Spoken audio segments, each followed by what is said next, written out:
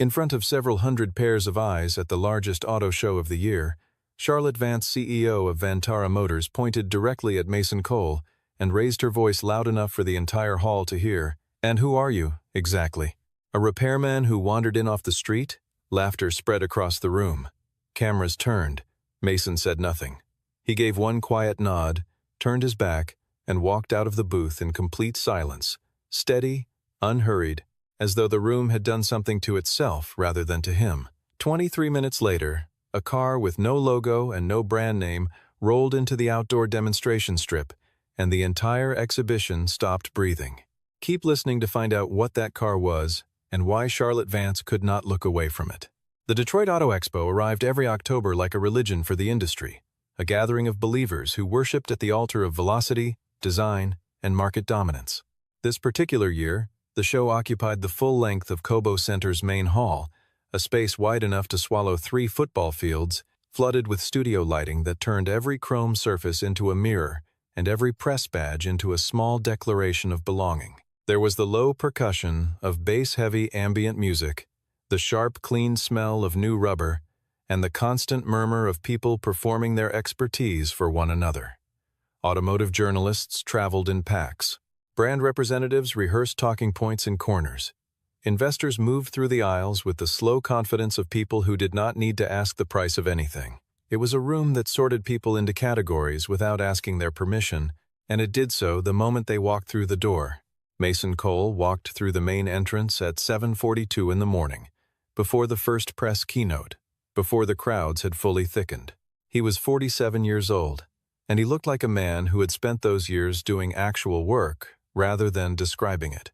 He wore a pale blue button-down shirt, khaki trousers, and a pair of low leather shoes with heels worn down on the outer edge, the gait of someone who stood on concrete for long hours, not someone who stood at podiums. He carried no camera bag, no recording equipment, no press kit. Beneath his left arm was a thin manila folder, slightly bent at one corner, the kind that gets carried and set down and carried again too many times to count. His press credentials were clipped to his shirt pocket, an annual renewal he had maintained out of habit long after he stopped needing it for any particular institution. He had simply never seen a reason to stop. He moved through the exhibition floor with a purposefulness that was easy to miss precisely because it was not performed. He paused at a European hybrid display for approximately 3 seconds, eyes moving from the air intake design to the wheel arch clearance, then continued walking. At a German manufacturer's booth, he crouched slightly, tilting his head to look through the lower grille, at the cooling infrastructure, tucked behind it the kind of instinctive inspection that belongs to engineers and mechanics, and no one else. No brand representative approached him. No promotional assistant offered a brochure. In a room full of people signaling their importance, Mason Cole generated no signal at all, and so the room returned the favor by generating nothing back. 3 years earlier, Mason had sat at the executive conference table of Harrington Automotive at the time, one of the 5 largest vehicle manufacturers in North America, and presented a battery management system that he had spent 14 months designing. The system's thermal regulation architecture was different from anything currently in use.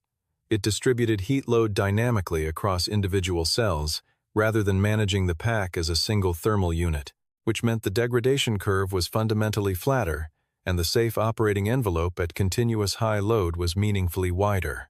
The board had listened. They had asked questions that were, for the most part, the right questions, and Mason had answered each of them with the patience of someone who understood that the gap between a good idea and an adopted idea was not always bridged by logic alone. And then they had chosen the less expensive option, the one that worked well enough and cost less to license and integrate. The margin analysis had been decisive, and margin analysis at companies of that size usually was. Mason had submitted his resignation 11 days later. He was not angry about it, not in the way that festers into something that changes how a man carries himself. He was simply finished. Finished with the particular exhaustion of watching the right answer lose to the convenient one, and aware, clearly and without drama, that he had reached the limit of what he was willing to do inside systems that were not his own. He came to a stop in front of the Vantara Motors booth, the largest single installation in the hall. Vantara had designed their space the way confident companies design everything. clean white surfaces, silver accent lighting, and a centerpiece that required no explanation.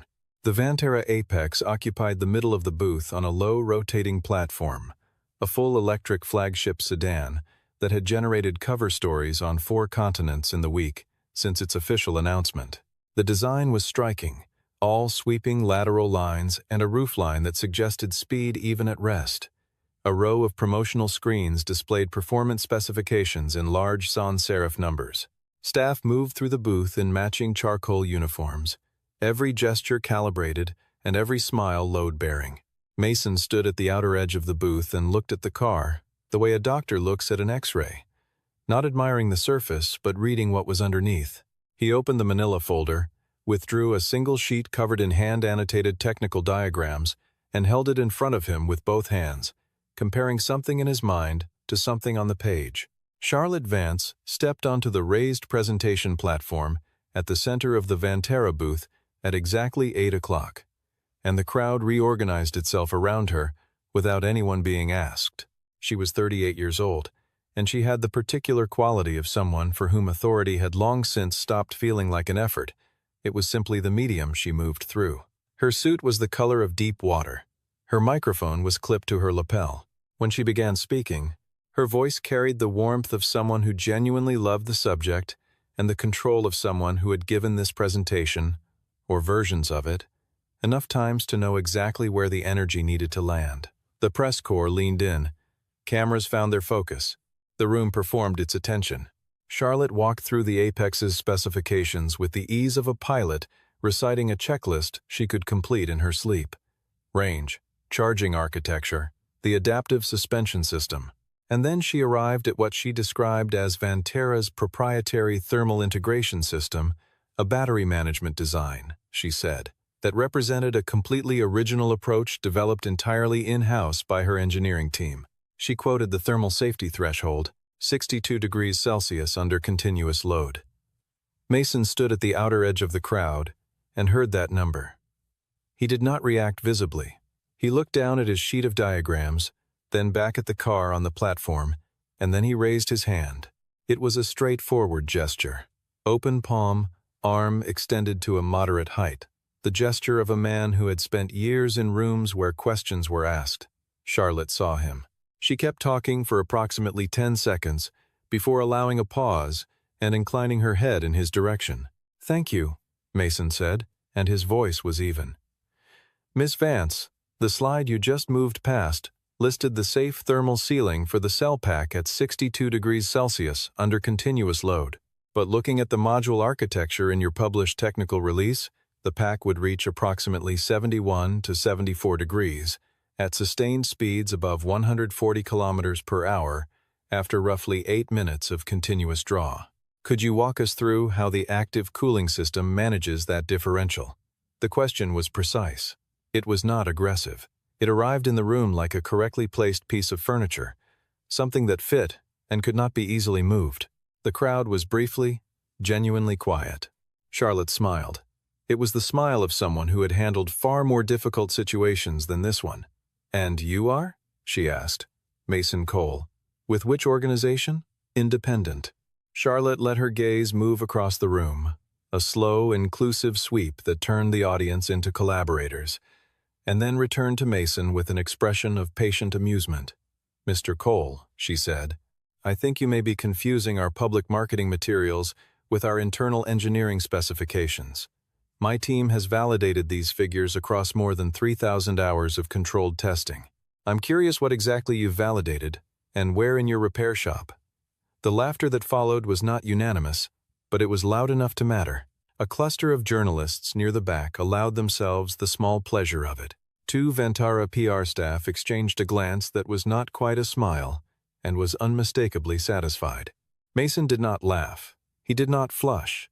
He held Charlotte's gaze for 2 full seconds, not a stare, simply a look, steady and untroubled, and then dropped his eyes to the folded sheet in his hand. He brought the edges together with care, pressed the fold flat, and tucked the paper back into the manila folder. A pair of venue security staff had materialized on either side of him during the laughter, summoned by some signal Mason had not caught. One of them placed a hand on his shoulder in the practiced way of men who stood the collar of his shirt with one hand, secured the folder under his arm, and walked toward the exit at the same unhurried pace with which he had entered the building. He did not look back at the platform. He did not look at the cameras. He moved through the crowd as the crowd parted for him, and then he was gone. Adrian Holt was a journalist who had been covering automotive technology for nearly 20 years, first for a wire service and then for the magazine that currently employed him, AutoVector. He had been standing 2 meters to Mason's left when the question was asked, and his recording device had been running since before. Mason raised his hand, a reflex he had developed so many years ago, it no longer felt like a decision.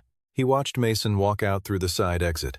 He watched Charlotte Vance reset her posture on the platform, reclaim the room's attention with a practiced phrase, and move forward into her presentation as though the interruption had been an inconvenience of the mildest possible kind.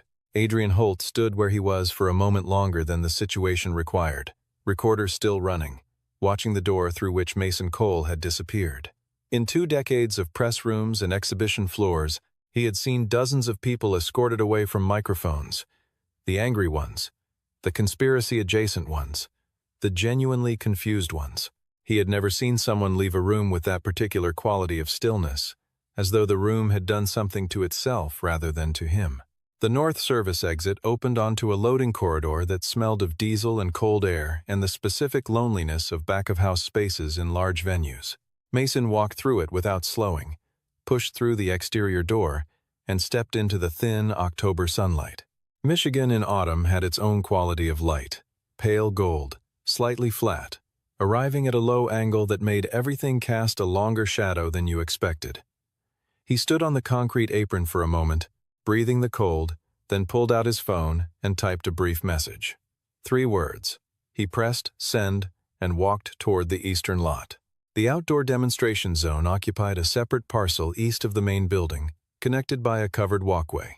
Half of it was structured as a standard display lot, where vehicles sat in choreographed arrangements for photographers and inspection. The other half was a performance strip 400 meters of sealed surface with speed measurement systems, high frame rate cameras mounted on gantries, and modest bleacher seating on either side. The strip was not yet open to the public. The morning session was still running inside, but the staging area behind it held the day's demonstration vehicles in their respective trailers, some banded with manufacturer logos and some wrapped entirely in branded vinyl. At the far end of the right-hand row, backed against the perimeter fence, was a single gray trailer with no markings of any kind except a small white decal on the rear panel, printed in a font no larger than a license plate, Cole Dynamics Detroit. Mason unlocked the trailer and began removing the canvas cover in sections, folding each panel back without urgency. The car beneath it was immediately difficult to categorize. It was not a sedan in the conventional sense. The roofline was lower than that, and it was not a coupe in the dramatic sense either. It sat at a height that split the difference, and its proportions were long without being stretched, suggesting that the length had arrived as a consequence of the engineering inside, rather than as a styling decision imposed from outside. The paint was a matte, silver gray that Mason had mixed himself in the workshop, and it absorbed the morning light instead of bouncing it back, giving the car a quality of restraint that was entirely at odds with the conventions of the display industry surrounding it. There were no badges, no brand script on the trunk or the doors, no designation of any kind. It was simply itself. Violet Marsh arrived from the south end of the staging area, moving quickly in a way that suggested she had left a meeting without formally excusing herself.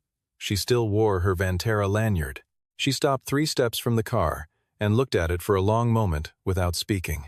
Violet had known Mason Cole for 15 years. They had overlapped at Harrington, for 6 of those, working within the same technical division, during a period when Harrington was still investing seriously in next-generation powertrain development, before it decided, as companies of that kind often eventually decide, that the cost of seriousness was too high. She had followed his work at a distance since then. The way you follow the work of someone whose judgment you trust, but whose path diverged from yours, at a fork you both had to choose at the same moment. She had known, in a general way, that he had been building something. She had not known it would look like this. "Lord," she said quietly, It was the most she offered when something genuinely surprised her. She walked around the car slowly, taking it in from multiple angles. The rear section was higher than the midsection, not aggressively, but enough to suggest that the aerodynamic decisions had been made by someone whose primary concern was airflow management at speed, rather than visual drama at rest. She crouched beside the rear quarter and looked at the wheel, a design she did not recognize, spoked in a radial pattern that looked both deliberate and slightly unusual. When she stood and looked through the driver's window, the interior stopped her. Every car at the show, without exception, was organized around a large, central touchscreen. It had become so universal, it was less a design choice than an architectural assumption. Mason's car had no such screen. A cluster of analog gauges occupied the center of the dash in a tight arrangement, supplemented by a single 7-inch display positioned low and slightly to the left. Everything else was material metal, a particular kind of matte-finished composite on the door panels, and a pair of seats that looked like they had been designed for function before comfort, and had arrived at both by the same route. "You're not worried people won't understand it?" Violet asked. Mason was running a final check on the rear motor housing and did not look up immediately. "The car doesn't need to be understood," he said. "It needs to be driven." He said it without inflection, not as a philosophical statement but as a simple logistical fact. Violet watched him for a moment. She had spent the last 3 years working inside a company that had learned to lead with narrative, to tell the story of the technology, before the technology was fully ready to tell its own story. It was how the industry worked now, and she had made her peace with it. But standing next to this car, next to this particular man performing a final pre-run inspection with the same care he would have given it in private, in his own shop, with no audience at all, she felt the contrast at a level she could not immediately articulate. She told him what she had seen that morning. After Mason's question, after the laughter and the dismissal, 2 engineers from Vantara's battery team had exchanged a look. She had been standing close enough to see it. Not surprise, not disagreement, but the specific expression of people hearing a truth stated out loud that they had been careful not to state out loud themselves.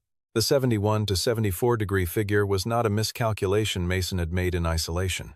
It was a figure that had appeared in internal testing documentation 3 months earlier, flagged by the thermal validation team in a report that had been reviewed and noted, and in the eventual calculus of schedule pressure and investor timing, set aside. The Apex had launched on schedule. "I'm not surprised," Mason said. He closed the service panel on the rear housing and stood up, wiping his hands on a cloth he pulled from his back pocket. He was not angry about it, not in the way that shows on the face. If anything, he seemed less interested in the information than Violet had expected. He folded the cloth neatly and tucked it away. Before she left to return to the main building, Violet paused and asked him one more thing. "When did you register for the outdoor demonstration slot?" Mason checked his watch, a simple analog piece, black dial, no complications beyond the date window, and looked at her. 6 months ago, right after the show announced they were bringing back the outdoor strip this year. She nodded slowly. The outdoor demonstration program had been suspended for 2 years and reinstated only in the spring. Mason had registered within the first available window, months before the Apex was publicly announced, months before this particular morning had taken its particular shape. She walked away toward the building without saying anything further, and Mason turned back to the car and ran his hand once along the roofline, checking the surface tension in a way that was more feeling than inspection, the way a musician checks the tuning of an instrument before going on. Charlotte returned to the main building without looking back. Inside the Vantara booth, the afternoon presentation cycle was already being configured updated slides, a revised media packet, the particular machinery of a product launch that still had 2 more days to run. She moved through it efficiently, answering questions from international press with the fluency of someone who had memorized the narrative at the level of the nervous system. But at one point, mid-sentence in a conversation with a correspondent from a German automotive publication, she paused for a fraction of a second longer than the grammar required. The correspondent did not notice. Charlotte noticed. By mid-morning, the outdoor strip had opened to registered spectators, and the bleacher sections were filling from the bottom up. The demonstration schedule was posted on screens at either end of the strip, listing 12 vehicles in sequence, each with a manufacturer name, a model designation, and a scheduled run window. 11 of the 12 entries listed recognizable names, established manufacturers, well-capitalized startups, a European marque making its North American demonstration debut. The 12th entry, last on the list, read simply, Cole Dynamics Prototype 1. Several people in the bleachers looked at it and then looked at each other. None of them had heard the name before. Adrian Holt had not gone back inside after the Vantara presentation. Instead, he had taken a table in the outdoor cafe near the demonstration zone entrance and opened his laptop, and he had spent 40 minutes doing the kind of research that is most useful when you already suspect where it will lead. He typed Mason Cole's name into the professional database his publication maintained, and he read through the results in the order they appeared. The career history was substantial, a decade at 2 mid-tier manufacturers before the Harrington appointment, where Mason had spent 8 years in powertrain systems and battery integration before rising to lead the thermal engineering division. The patent record was the part that made Adrian sit back in his chair. Mason held 9 patents in battery management and thermal regulation, all filed between 2014 and 2020. 4 of them had been sold in 2021 through a technology licensing intermediary called Meridian IP Group to a vehicle electronics company that had subsequently signed a supply agreement with Vantara Motors.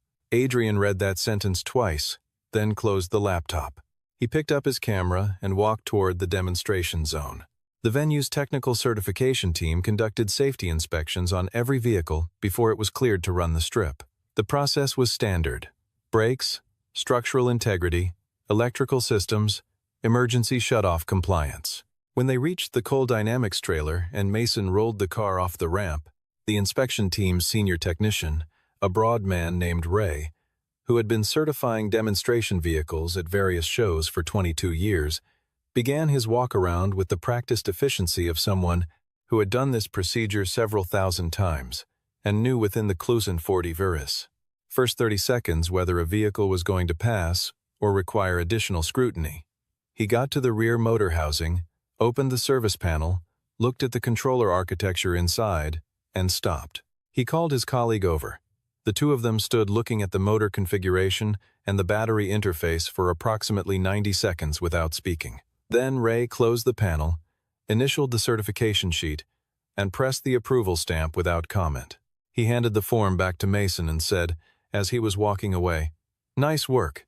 It was not the kind of thing Ray said as a matter of courtesy.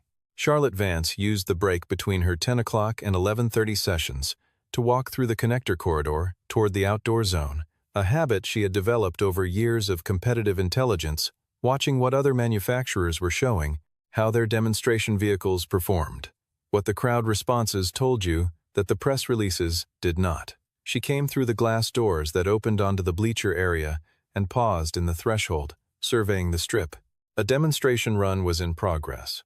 A European crossover completing its high-speed pass with smooth competence, and the crowd was responding with the measured appreciation of people watching something well executed, but not surprising.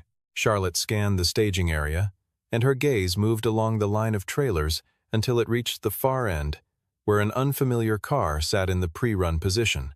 The finish was unusual, a matte silver gray she could not identify with any current production palette, and the proportions were not immediately classifiable. She turned to her assistant. "Whose car is that?"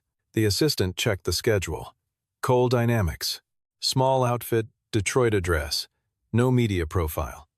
Charlotte looked at the car for another few seconds, the way she looked at everything that arrived without a context she had already assigned to it. "Keep track of how it runs," she said, and went back inside to prepare for her next session. Violet had positioned herself near the timing station at the midpoint of the strip when the announcement came through the public address system for the final demonstration run of the session. There was no music introduction, no video package, no extended brand announcement. The system operator read what was on the schedule. Cole Dynamics Prototype 1. The car rolled out from the staging lane and moved slowly toward the starting mark, and the crowd in the bleachers watched it with the particular attention of people who don't know what they're watching yet, and are aware that this might matter. The car moved without sound in any conventional sense. No combustion note, no electric whine of the kind that had become the signature audio of performance EVs in recent years. There was a faint, almost subliminal breath of the pneumatic pressure system equalizing, and then quiet. The car settled at the line. The driver's side window was down, and the man behind the wheel wore a pale blue button-down shirt. No helmet, no racing gloves, no technical apparel of any kind. In the bleachers, several people frowned. A journalist near Adrian lowered her camera slightly and looked again. Adrian recognized Mason from 40 meters away. He raised his camera and set his focus. The timing system counted down in the standard format. The starting light moved through its sequence, yellow, yellow, green, and Mason Cole pressed the accelerator of a car he had built by himself over 3 years in a rented workshop on the western edge of Detroit, using money from sold patents and component sourcing decisions that had taken 8 months to finalize, and a suspension geometry he had calculated by hand before modeling it in software because he believed in understanding the mathematics before delegating them to a program. The car moved. What happened next was not simply fast. Although it was fast, the timing system would record 0 to 100 kilometers per hour in 2.9 seconds, 3/10 quicker than the Vantara Apex had posted in the same lane an hour earlier. What arrested the crowd's attention was not the number but the character of the acceleration, the way it occurred. There was no drama in it, no aggression, no sense of force being released from containment. The car simply went. The 4 motors, one at each wheel, independently controlled, coordinating through software.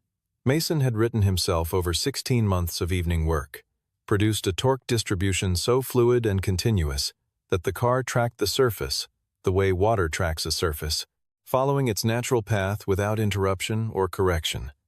The high frame rate cameras on the gantries recorded what the eye could only partially register. All 4 tires maintained full contact with the sealed surface throughout the entire acceleration phase without the fractional slip events that are universally present in high-output vehicles executing maximum acceleration. It was not a mechanical trick. It was a consequence of the system working the way it had been designed to work. At the 200-meter mark, without warning and without any instruction from the course officials, Mason executed a full emergency brake application followed immediately by a 90-degree weight transfer, a maneuver that would, in most performance vehicles at that speed, produce a significant correction event requiring driver input to resolve. The car moved into the weight transfer, rotated to 31 degrees of yaw, and returned itself to the center line in 0.4 seconds without any visible steering correction from the driver. The crowd in the bleachers had been quiet during the acceleration phase, in the way that crowds are sometimes quiet when something is happening that they cannot immediately process. When the car returned to the center line and continued down the strip as if nothing of note had occurred, someone in the upper section began clapping. Not the enthusiastic single-person applause of someone performing their reaction, the involuntary kind, the kind that starts before the hands know they're moving. It spread in the way that kind of applause always spreads, because it is not chosen. Charlotte Vance had come back to the glass doors. She did not remember making the decision to come back. She had been in the prep room reviewing notes for the afternoon session, when something she could not have named what specifically had moved her back toward the corridor and through the door and to the railing at the top of the bleacher section. She arrived in time to see the final 100 meters of the run. She saw the car cross the finish line and decelerate smoothly, swinging into the run-out lane with the same unhurried precision it had displayed throughout. And then her assistant, standing beside her, extended a tablet showing the live telemetry feed from the strip's monitoring system, a display the show made available to credentialed technical observers. Charlotte looked at the data. She looked at one figure in particular.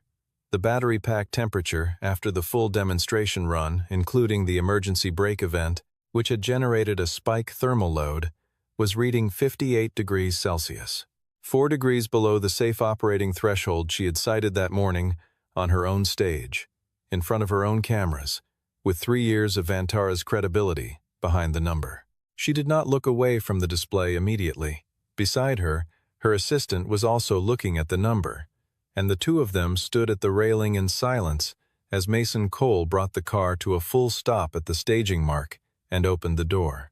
The crowd below had reorganized itself around the car and the man, and Adrian Holt was moving through it with his camera up, recording.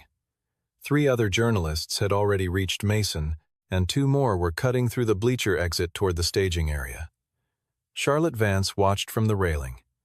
The distance between where she stood and where Mason stood was perhaps 15 meters. It felt like a measurement of something other than space. She came down to the staging area 20 minutes later, after the press cluster had thinned enough to make approach possible. She came alone. No assistant, no PR handler, no communication staff. This detail did not go unnoticed by the handful of journalists still present, including Adrian, who kept his recorder running. Charlotte stopped in front of the car, looked at it for a moment from the side, and then looked at Mason. "I didn't know it was you," she said. It was a sentence that contained more than it named an explanation, a partial acknowledgement, and a question all compressed into 6 words. "I know," Mason said. There was no sharpness in it, no barb embedded. He said it the way you confirm a fact about the weather. She asked about the thermal management system. He explained it the same explanation he had been trying to offer that morning, now expanded by several technical layers, delivered in the same even register he used for everything. The differential pressure cooling channels that ran longitudinally through each module, the predictive load-shedding algorithm that redistributed draw across the pack 600 times per second, based on anticipated heat development rather than actual heat development, and the cell-level monitoring that allowed the system to identify individual cells approaching threshold and reroute around them before the temperature was registered at the pack level. Charlotte listened without interrupting. It was the first time that day she had listened to anything without knowing where it was going to end. Violet appeared at the edge of the conversation, remaining a few steps removed. Charlotte looked at her a direct, level look, and whatever passed between them in that moment was wordless and complete. Violet had been at Vantara for 3 years. She had read the internal thermal validation report 4 months ago. She had not said anything outside of internal channels, because internal channels were where you said things. Charlotte understood this without needing to have it explained, and the understanding sat heavily.